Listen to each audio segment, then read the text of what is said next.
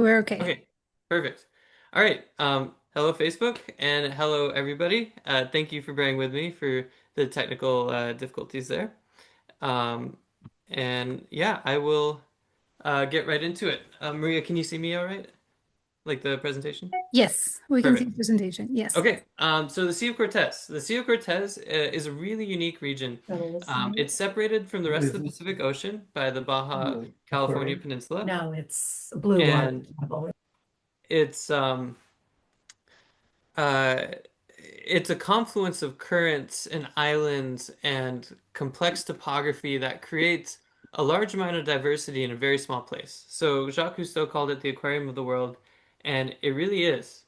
The reason for this is you have warm water, you have colder water. Because you have the complex topography and the daily tides, you have a lot of current moving in and out, which is very uh, strong at times, but also very calm at times. So when you are diving there, you want to be aware of like what moon cycle you're in, and you'll see every site as being very different when it comes to how much current and how much life and the water quality. Um, and it's an amazing place for photography, big animal encounters, small animal encounters, and everything else in between. So, Um, the most important thing for a lot of U.S. Customers and blue water travelers out there is that it's very close to the U.S. This is one of the easiest destinations that you can get to. So typically speaking, most people fly into um, Cabo San Lucas. Let me see if I think we have the. There we go. I'm gonna go there. Cabo San Lucas, La Paz, or Loreto. They all have direct flights from Los Angeles and other destinations. I know there's direct flights from Seattle to Cabo, and I think Portland as well. So a lot of the west coast of the U.S. It's very accessible. A few of the trips actually leave out of this little town right here in the north called Puerto Penasco. And there you're actually crossing the land border and flying into Phoenix. So then it's even easier, although there is about a 3 hour drive going to Puerto Penasco. It's a very easy drive. There's an easy transfer, and we actually set it up so you go the whole way. For those of you that are photographers, it's important to know that when you're thinking about diving in the Sea of Cortez, you do want to try to either have a layover in Mexico City or Cancun, or cross over the land border into Puerto Penasco if you want to avoid the potential camera tax. So there's something called a camera tax where for us, I'd say it's about 10% of people get stopped by customs and they say, hey, you have a housing and we're going to tax it. So Puerto Penasco, they will not do that. They won't do it crossing from Tijuana, and they won't do it if you fly into Mexico City or Cancun and then fly over to Cabo. If you fly in directly, you're just taking that risk, but it is an easier flight and easy to get to. If you don't have a big camera, then you're good to go. If it's a small camera, GoPro, it's not a problem. So, uh, now going back to my presentation here. Typically speaking, when you dive the Sea of Cortez going from north to south, in the north, it tends to be a little bit colder, as you might expect, and a little bit greener. So the water has a lot more nutrients. It's a lot more dense with life. Sometimes the visibility is bad because there's just so much life, which sounds crazy, but it's true. There's so many, sometimes there can be so many mysid shrimp, you can't see more than a few feet in front of you. So there's a lot of life, but a lot of greenery, and it's a little bit colder in the north. As you go down south, the water gets a little bit more clear. There's less in the water, but there's still a ton of fish life to see. So it's a little bit more clear, a little more blue, and a different set of diversity. I would say if you're a photographer, in the north side of the Sea of Cortez, it's a little bit more macro oriented, although there are still great wide angle opportunities, and in the south, it's a little bit more wide angle oriented. So there are about four great dive regions in this area. There's the Midriff Islands, which is actually it's grown on me so much I try to go back every year. I have a photo workshop I'm leading there in 2028, and we do that every year. And the Midriff Islands are a cool mix of blennies and jawfish and nudibranchs, and also sea lions and sometimes whale sharks, which is awesome. Well, actually, every trip is has a whale shark in it. Uh, we've never missed a beat there, and I know dive masters who work on boats that have never not seen a whale shark on a midriff trip. Then in the middle of the peninsula, you have Loreto, which is on the east side of the peninsula on the Sea of Cortez. It's a very calm, relaxed, chill destination. There's a small town. I actually spent almost a month living there with one of my friends. Shout out to Bob Bailey if you're out there.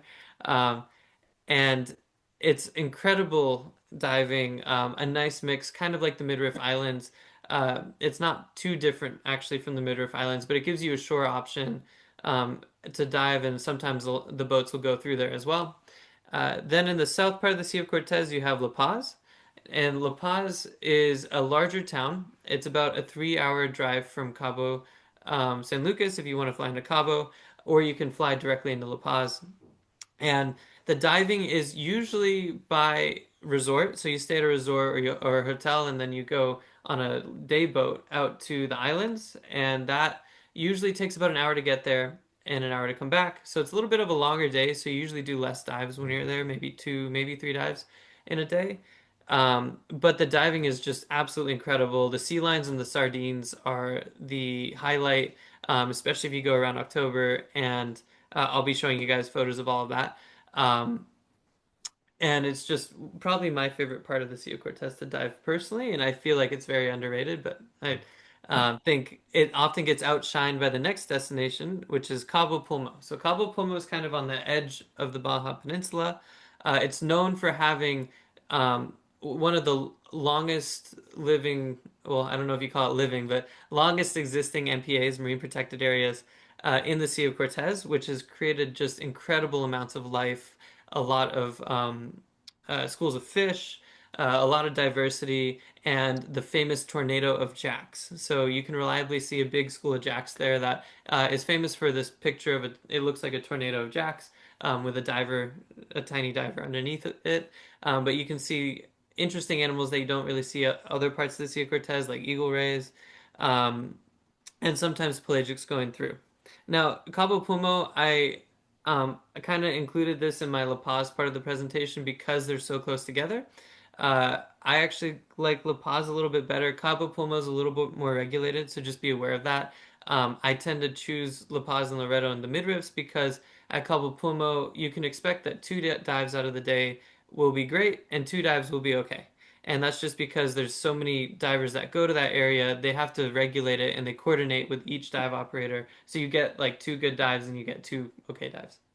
Um, Now, of the general animals that you can see in the Sea of Cortez, you have whale sharks, sea lions, hammerheads. I mean, I kind of agree with it now. It used to not be a thing, but actually we started seeing hammerheads recently in the midriffs, which is pretty awesome.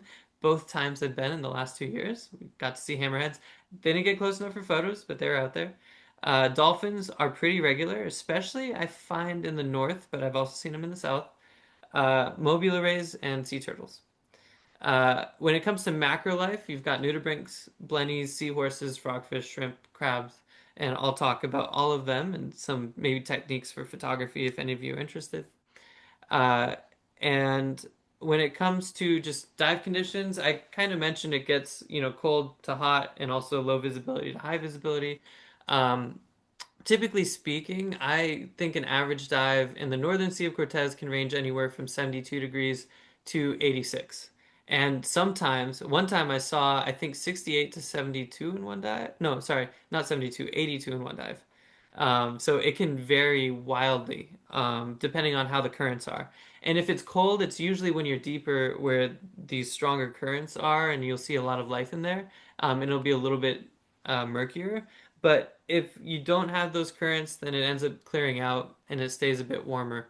As you go down the peninsula, it starts to really clear out, and an average dive temperature, I would say, is more like 77 to 86.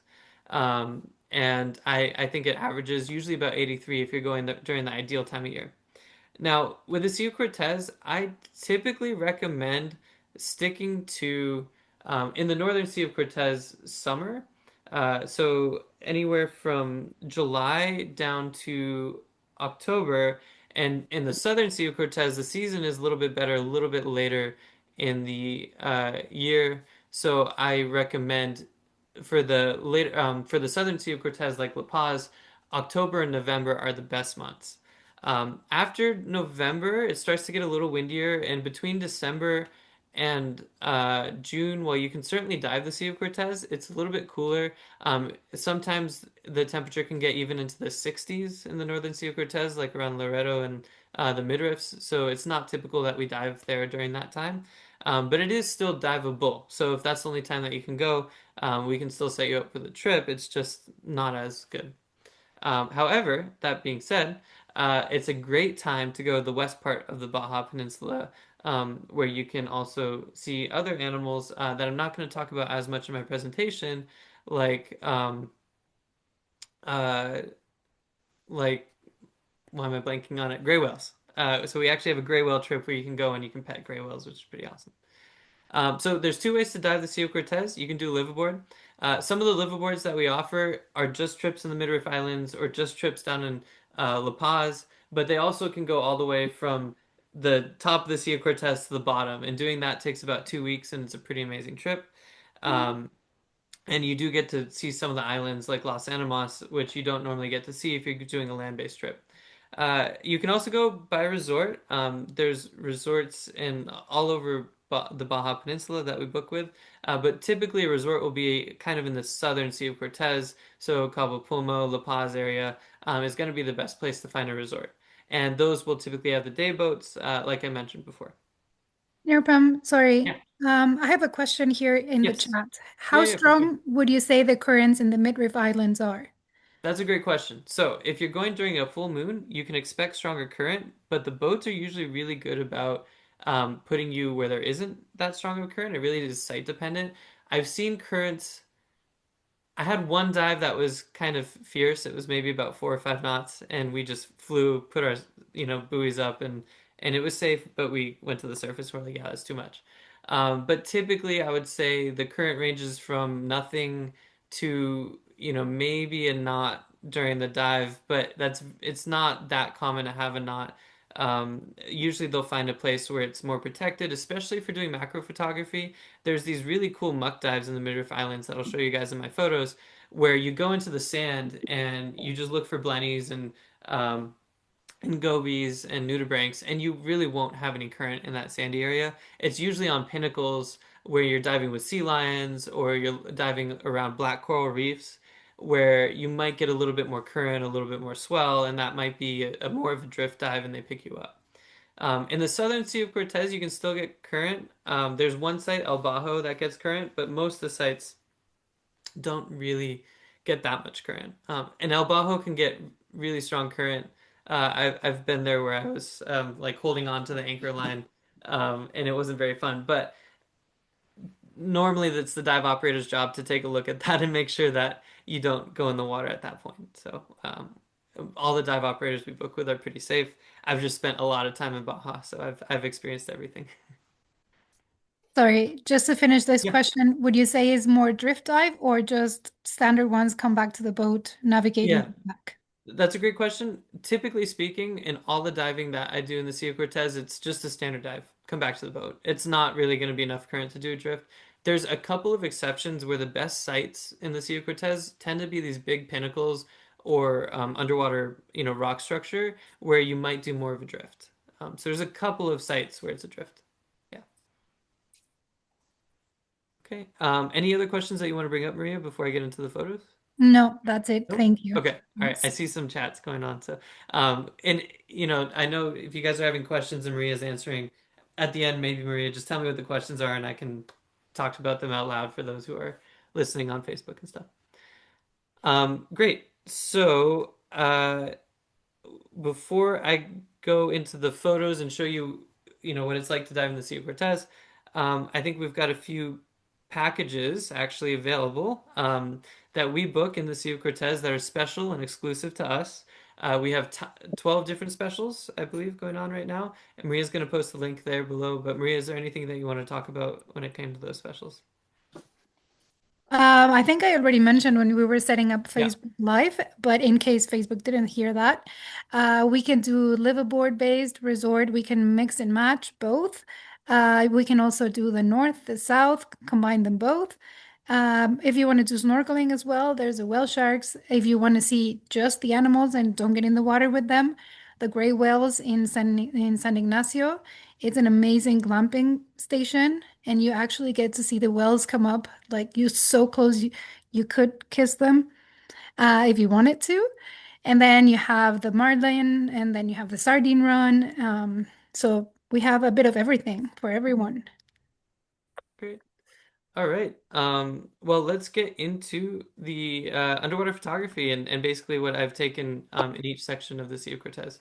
Are you able to see my screen with the images? Yes, all good. Perfect. Okay. So what I'm going to try to do here is unique. I haven't done this with a presentation before, but I thought I'd try it out.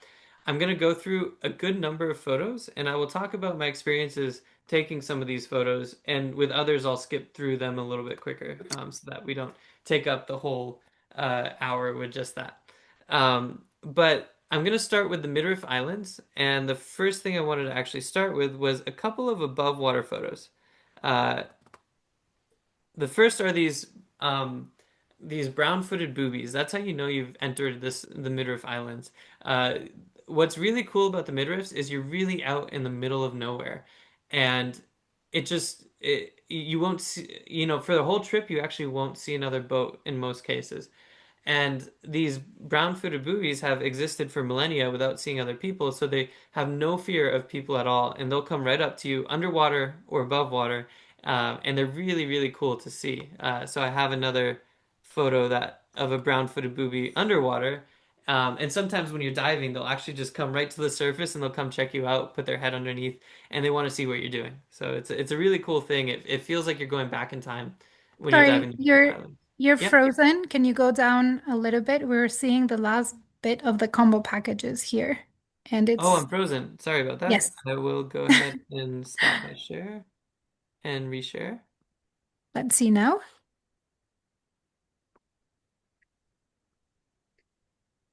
Okay, Now we can see your images coming up. Yes. perfect. All right, Sorry. so that's the brown-footed buoy. Thanks, Maria. Appreciate that. No worries. Thanks, guys, for pointing it out. I thought it was only me being frozen. Oh no.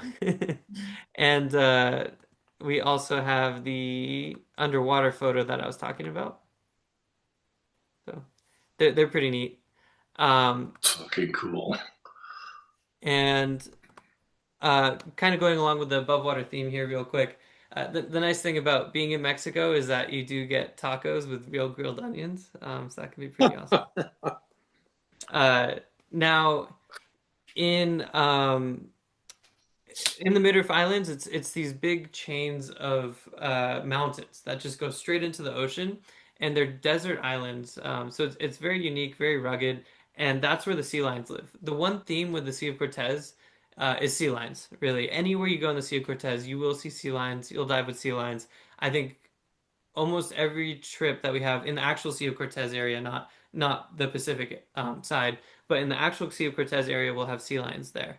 And sea lions are very fun to dive with. They're very playful, as you'll see in my photos, and you can see them on shore on these rugged desert islands like this. They just congregate in these harems of females that are surrounded by, well, they'll usually have one male per harem. That male protects the harem, and what you're kind of doing when you're approaching these sea lions is earning the trust of the male so that all the females can come and play. And the males will be a little bit standoffish, but they'll guard their territory, but they're usually pretty good about letting divers come close. So you can get pretty close, and these sea lions, they're like dogs. They'll come and bump you and blow bubbles in your face. So it's very, very cool to see. And then there's sometimes you can actually on a lot of our trips you can hop off, get on an island, walk around, and see what the desert looks like going straight into this clear blue tropical looking water. So it's really cool. And this is also proof that the Midriff Islands do have good visibility in a lot of cases, in most cases. It's just not quite as good as La Paz. Okay, so those are the top above water photos. Going back to underwater, really, the first 2 to 3 days, if you're in the Midriff Islands, you typically dive around Angel Island, which is mostly macro. And what that means is you're looking for little things, nudibranchs, crabs. You're looking for seahorses. There's a couple of places where you can see frogfish, which is really cool. And there's kind of the big three blennies and jawfish that I really look for, which is blue spotted jawfish, orange throat pike blennies, and signal blennies. And they are incredible animals in their own right, with I think the signal blenny being the holy grail of the Sea of Cortez. So I will show you guys some of these images. Now, there's a lot of rays in the Midriff Islands, which is really cool. You won't see them in the southern Sea of Cortez. They're very pretty. Their eyes are very pretty. And that is a signal bunny. So this to me is the holy grail of the Sea of Cortez. They're only a couple of inches and they live in barnacle shells and they pop out just very briefly, but they're super difficult to photograph because as soon as you're 7 feet away from them or closer, they go straight back into their barnacle shell. So it takes a little bit of trying to understand their behavior, understanding how do they relate to other males because it's the males that have the really cool dorsal fin. So how do they relate to other males? What does their territory look like? And are there any females around that they're trying to attract as well? And if you kind of learn your behavior over the course of the dives, and you start to understand when they start to pop up and show that dorsal fin. Same thing with the orange throat pike blennies. Also a very cool display. These guys will dance the whole dive and they'll go up and down and show their big beautiful orange hood, which is really really cool. And they can make a really cool photo. In this case, I used what's called a snoot, which means a small ring of light to get that dramatic spotlight effect. Now, there's a sea lion being playful. Sometimes they'll come right up to you. They'll blow bubbles in your face. I've had them grab onto my hood and pull that a little bit. I've had them grab onto my dome, like you can see here. Lighting the inside of a sea lion is really hard. So, if you're lucky, your strobe will get in its mouth, and then you get a little bit of light, and you can see the teeth. But now, every Midriff Island trip typically passes by Bay de Los Angeles, which is a bay on the east side of the Baja Peninsula where you can reliably see whale sharks in the summer. And you don't dive with them, you actually snorkel. So between July and September, October, every single trip I've been on, I've seen a whale shark in Bay de Los Angeles. They're there to feed on plankton, and it's usually juvenile whale sharks. But it's a really amazing experience seeing something that big in the water. And what's cool about this place more than any other place on Earth that I've been is that you can see whale sharks without a whole lot of other people being there. It's usually just you or a couple other people, but it's such a remote part of Baja that you don't see that many other people, and that's unique because a lot of whale shark destinations are just hounded with people. I've tried it in Cancun, I've tried it in the Philippines.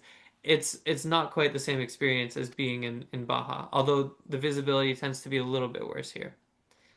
Once you get to the southern Midriff Islands, you start to see all these incredible fish and reefs and dramatic topography with black coral and soft coral.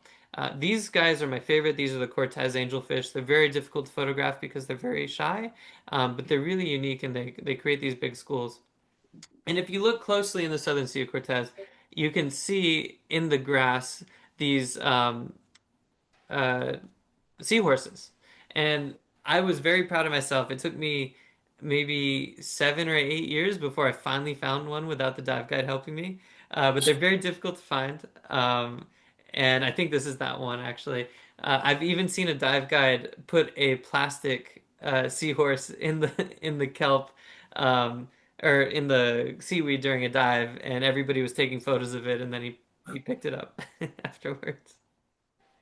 Now, the sea stars in the Midriff Islands are really unique, and you'll see them around Loreto as well. They're really bright red, and they make for very cool seascape photos. And you can see all the bait fish in the northern Sea of Cortez. And often you'll see these sea stars and the fish along these big walls and pinnacles where you have huge stands of black coral, and each piece of black coral can be this, size of a person, and it just looks like green everywhere. So they're actually not black, they're green, but beneath the green polyps, there actually is a black skeleton, which is why they're called black coral. Now, the Midriff Islands in particular, but also Loreto, have tons of scorpionfish. And what's really cool about the scorpionfish, I'll show you guys a photo later. They, you might be able to see it here, I doubt it, but they all have skeleton shrimp on them. So if you want to see a skeleton shrimp for the first time, they're very tiny, but they're very cool shrimp. They have these scorpionfish have skeleton shrimp on the eyes. So that's really neat. And you'll see, dozens of scorpionfish on a dive. Um, But you can just see the amount of life is very prolific in the northern Sea of Cortez, which because there's just so much fish, sometimes reduces the visibility. Here's another view of one of those orange-soaked pipe bunnies.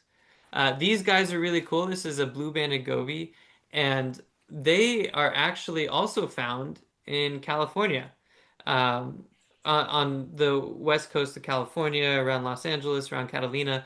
Um, that to me is really cool because what you don't see is you don't see these guys in the southern Sea of Cortez. So somehow they got from California all the way around the Baja Peninsula up to the northern Sea of Cortez. Um, and it must have been during a time when it was very cold or something like that. But they've seemed to have diverged a little bit. They look slightly different there, but very, very cool fish and very pretty, and also very hard to photograph. Barnacle blennies, there are kind of a generic term for multiple species of blennies in the Sea of Cortez. I think that place more than anywhere else in the world has probably the highest species, highest diversification of blennies and barnacle blennies. Um, there are dozens of them, and it's really, really cool to see. This is a brown cheek blenny. Uh, in the northern Sea of Cortez, typically you dive off of a panga. So I just put that photo in there. So you'll go by liveaboard, and then you go on a smaller inflatable, usually in a group of six, and you'll just back roll entry into the water. And as you can see, the surface is pretty calm because you're in a sea. So typically, unless you're diving around August, where you can sometimes get storms going through, it's very, very calm in the Sea of Cortez. And there's some of the sea lions on shore. If you're Well, lucky, I'm around the going to Midriff interrupt Islands. you Oh a yeah, little bit there. We just yeah, had a question about how are the surface conditions in between March and June, and then you put that amazing picture. yeah. So So, yeah. that's a great question. This photo was taken in August, I think. March and June, it's still a little bit on the colder side. And but it should be fairly calm, not super windy, if I remember correctly. Um, but the life really starts to pop around July and August, is particularly in the Mid-Riff Islands.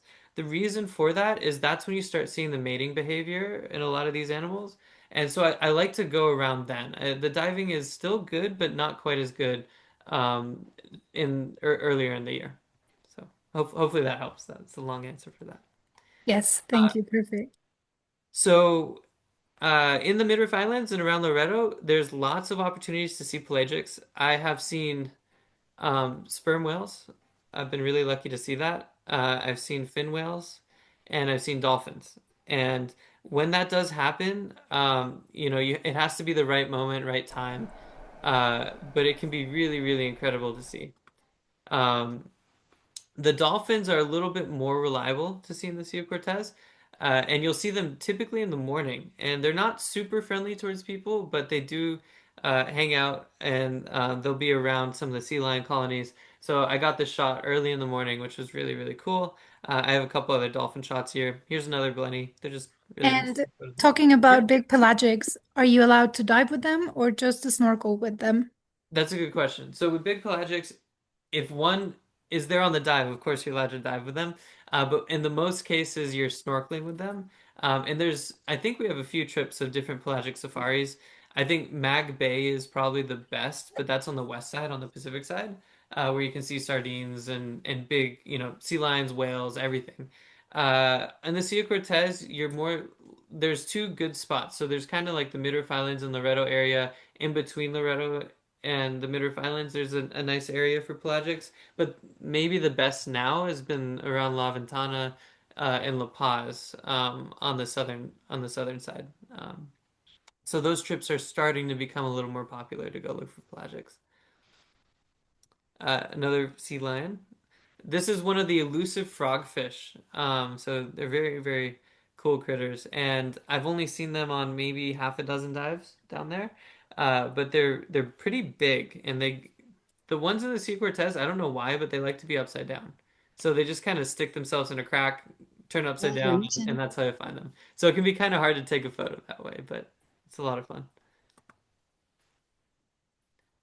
What I love doing in the Sea of Cortez is looking for afternoon sunlight and just trying to get the sun rays. And I'll take photos of the sun rays, and I know that if I'm facing the right direction, a sea lion is going to show up because there's just so many sea lions. And that's what happens. So this is my like ideal shot. This is my holy grail shot where I'm shooting into the sunlight and I just wait for a sea lion to come by. They're pretty curious and they'll come by. I've got another photo like that from the La Paz, which is really neat, that I'll explain how I did.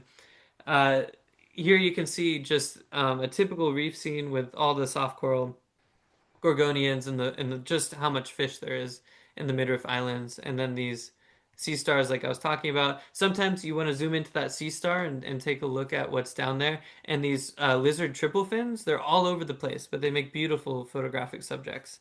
And in the midriff islands you really want to start looking small, looking down into the cracks and crannies and seeing what you can find, like this nudibranch here. There's so many species of nudibranch.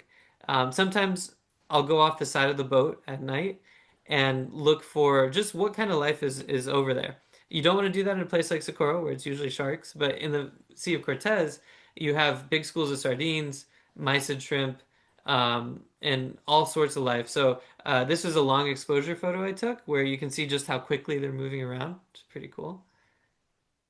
And that's it for my midriff photos. So I will move on to Loreto.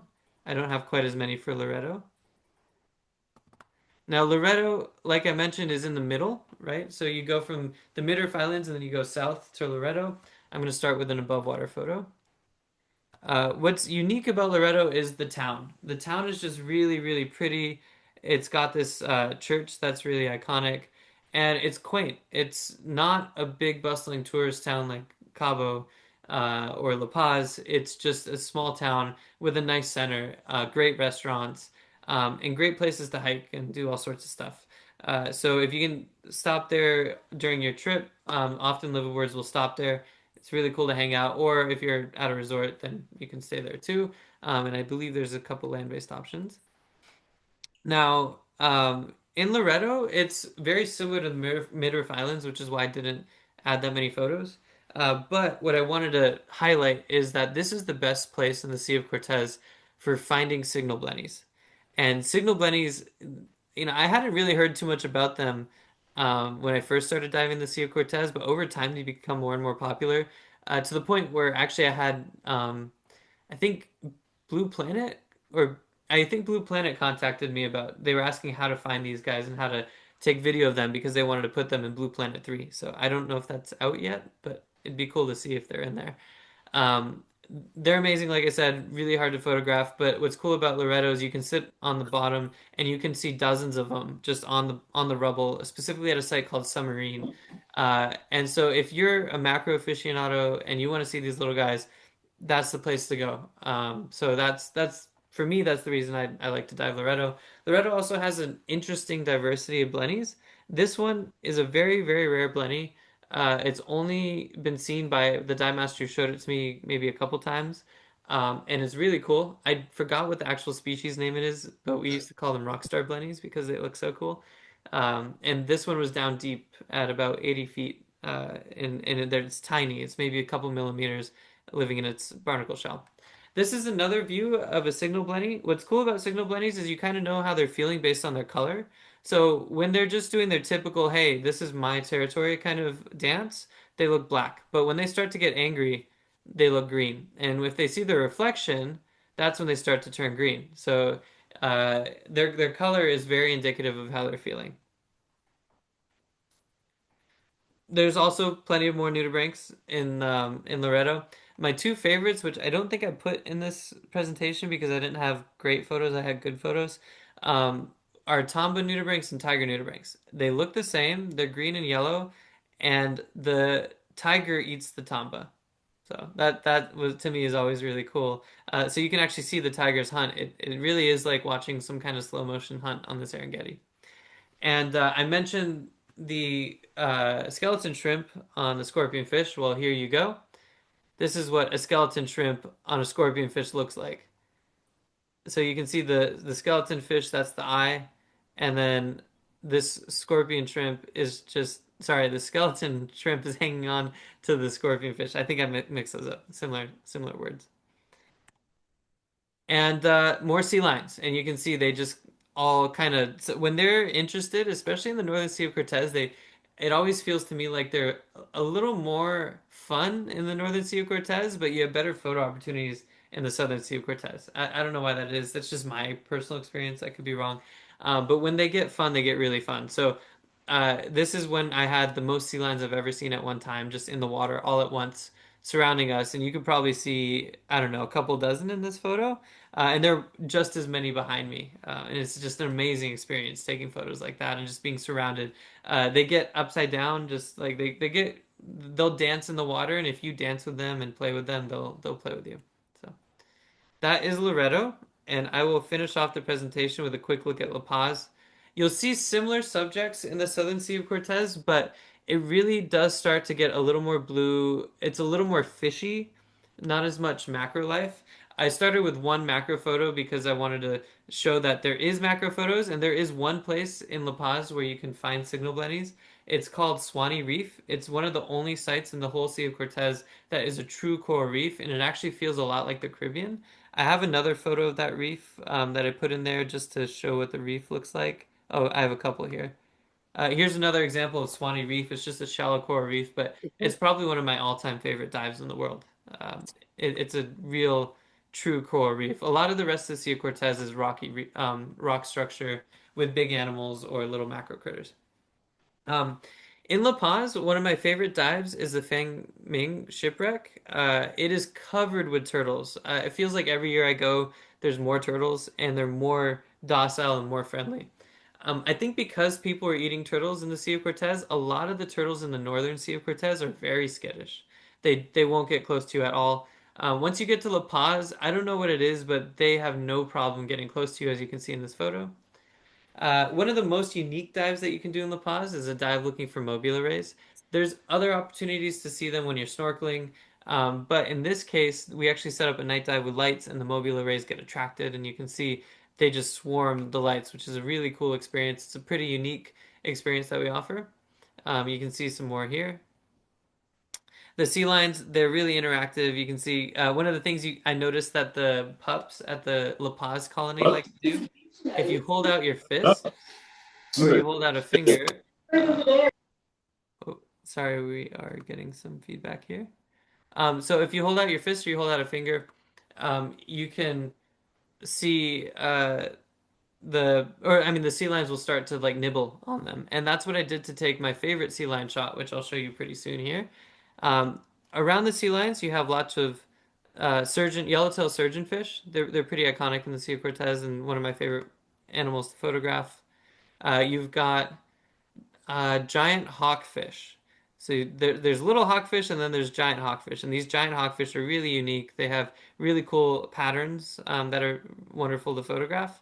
There's more yellowtail surgeonfish, and you can see all the sardines in the background. So the thing that makes La Paz so unique is that you go out, you take a boat out for an hour out to this island, Los Islotes, uh, which I suppose means the isolated island, but it's an incredible island, and it's just surrounded by a screen of sardines at certain times of the year. And between that screen is these sea lions that go back and forth, and snappers that eat the sardines. So you can see the snappers here just eating the sardines, and they make those really cool patterns. And it's just a wall of fish. It's incredible to see. It's really incredible to see. And then you'll have the sea lions. So one of the thoughts I had when I was diving there was, wouldn't it be cool to get the sun with the sardines and a sea lion all in one shot? And I found the sun. I aimed my camera at the sun. There were so many sardines. I was gonna get sardines no matter what. And I just waited for a sea lion to come check me out, and it did, and that's how I got this photo. So you can see just how many there are surrounding the diver. This is one of the boats that we use in La Paz. You've got schools of fish. You have a one of the friendly turtles at the shipwreck that's being cleaned by a Toby, I think that's what they're called. And this is my favorite sea lion shot. So I alluded to this in my previous photos, but basically I took this shot by taking my hand out and I wiggled my fingers for about half an hour after finding the perfect rays of light. So I went into this archway that's at Los Islotes. I saw the light was in the perfect spot. I set up my camera so that I got a good shot of the light, and then I just waited. And after about 30 minutes, a baby sea lion pup came over, started nibbling my fingers. I positioned it right in front of my camera, and then I took the photo. And it's just, yeah, one of my favorite moments in the Sea of Cortez. This is another photo of Swanee Reef and one of the sea turtles there. And this photo, I think that's actually Losis lotus, another friendly sea lion there too. Some more fish. The sea lions are very playful with each other. You'll see them nipping at each other or playing with rocks. So sometimes they'll pick up rocks and just throw them. So that's always a fun thing to see. I've seen them pick up sea stars and throw them as well. At Swanee and at a lot of sites in the southern Sea of Cortez, you'll see more eels. So there's a place called the eel condos where we see maybe a dozen eels in one hole. There's a lot of these snowflake morays, which are really cool, and they'll be swimming around the reefs, and more turtles at the wreck.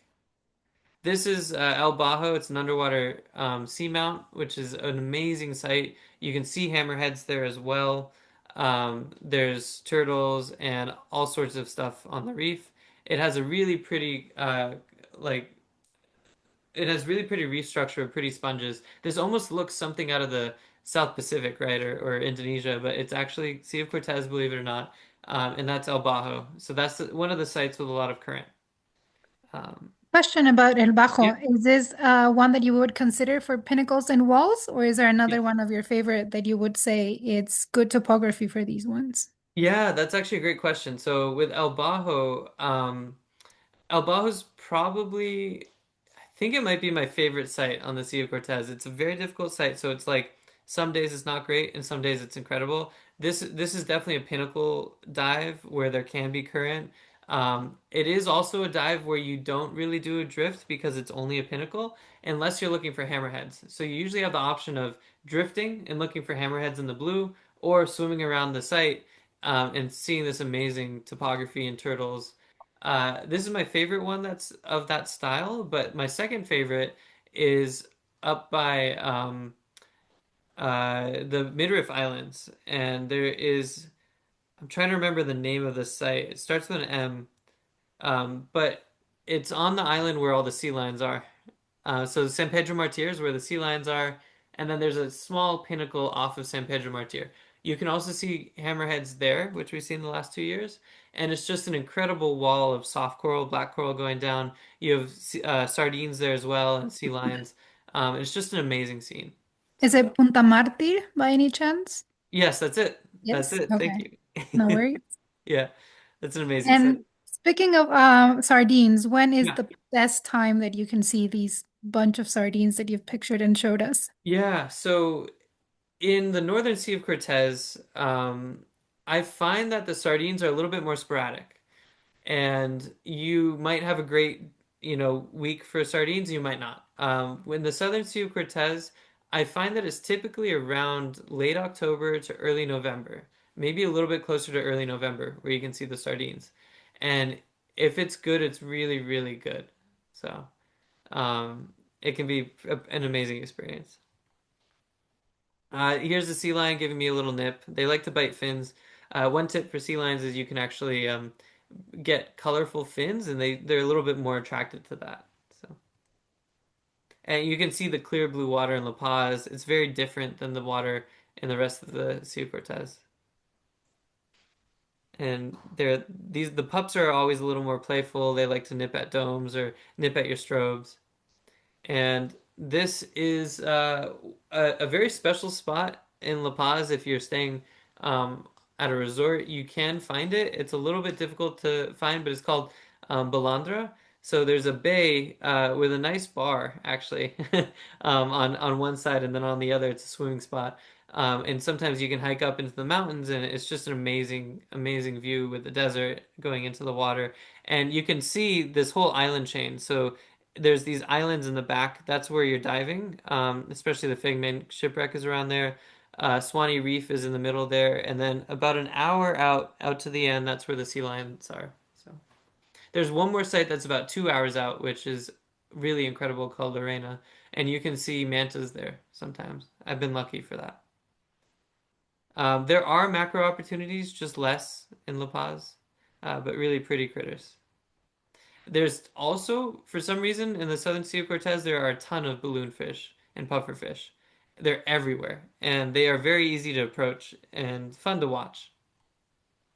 This is one of my favorite photos I've taken in the Sea of Cortez, where I actually went into a cave at Los Islotes, and I noticed that sea lions like to play in this cave. And if you got to the edge of where the shadow was, you can get the rays of light going through, and it makes a beautiful scene. Even just if you don't have a camera, going there to just watch that scene is incredible. It's very shallow, and all these sea lions playing with you with the light rays going through. Sometimes they play with sticks and play tug of war, or they'll get up right up into your lens. And I believe that's it. And somehow I'm on time. So this is great. Um, so I'm happy to take questions now, if we'd like to do a Q&A. And I will go back to my presentation. So Maria, are there any questions in the chat? Yes, I'm working on the final ones. We have been answering, I've actually been interrupting you as you go along to answer Okay, them. great. One of them was visibility. One is it a good time? Another one was the sardines, the current conditions, the surface conditions, time for sardines, we already answered. Orcas, if we can dive with them or not. There is one that I'm working on at the moment. How deep are the wrecks in the area, and are there any man-made wrecks? Yeah, That that's a week good is what, question. 80 feet or so? It's not that deep. Yes, I would say in La Paz in particular, because there really aren't shipwrecks from what I remember north of La Paz. In La Paz, the shipwrecks range anywhere from 60 feet down to about 80 or 90. So there's about three of them, I believe. And w one of them was an accident. It was a ferry, and it was carrying trucks. So you actually have some really interesting topography with this wreck, and you have all these vehicles everywhere, which is really weird to see. And then another wreck, I think, was a confiscated ship that was sunk, and I believe that might have been the Fang Ming. So that's a little bit more oriented for divers. It's a little bit shallower and more flat. Um, yeah, And we have another question. Is yeah. Salvateria still diveable? Have you been there? What was it called again? Salveteria. Let me just check the I spelling. think I think that was the ferry that I was talking about. Was that a shipwreck question? Um, Um, yes, it is a ferry and it's called Salvatierra. Yeah, Yes. that's the ferry I was talking about. It is Yes. definitely still diveable. It's a great dive site. It's in pretty good condition from the last time I dove it, which might have been a couple years ago. But it's yeah, it's a good site. It's still there. And another question. What is the best period for hammerhead in El Bajo? Ooh, that is a good question. The absolute best, I might have to look that up and get back to you. But I think, I mean, from my experience, there's a 50-50 chance of seeing them when you're there around October, November, which is the best time to be there. Um, and yeah, I'd say it's about a 50-50 chance. If you do see them, you won't see them super close. So you'll either have a dive where you'll see some hammerheads in the distance, or you'll have a dive where you're just kind of floating in the blue. So it's not going to be like Socorro. And I would recommend, if you want to see hammerheads, maybe doing like a combo trip where you dive La Paz and then you go over to Socorro. And Socorro, you're guaranteed. Well, I shouldn't say guaranteed, but you're pretty much guaranteed hammerheads. And they're typically a bit closer, and you'll see them on a good number of dives. What about orcas and mobulas? It's a good question. We have a Orca Mobulare trip, and that's pretty decent to see them around the La Paz area. So uh, I'm trying to remember, Maria, do you remember the time of year that's best for them? I think June, if I remember I correctly. believe they start around March to July and the peak season is around June. Yes. Yeah, peak season's around June, and that can be an amazing experience. Typically, you'll only see them while you're snorkeling. So that's one of those pelagic safaris that I was talking about. And sometimes you'll see sperm whales, sometimes you'll see, you can get pretty lucky with those trips. But you can also be unlucky. So it's a little bit more of a gamble than just going on a typical dive trip.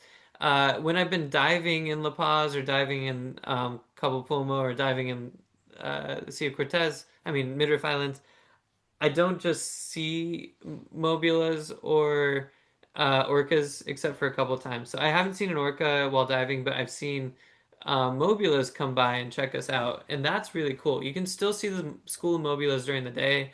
I've seen manta rays during the day, which is really cool, and hammerheads. So those are kind of the pelagics that, if you're lucky, when you're diving, you'll see them, which is still a really amazing experience.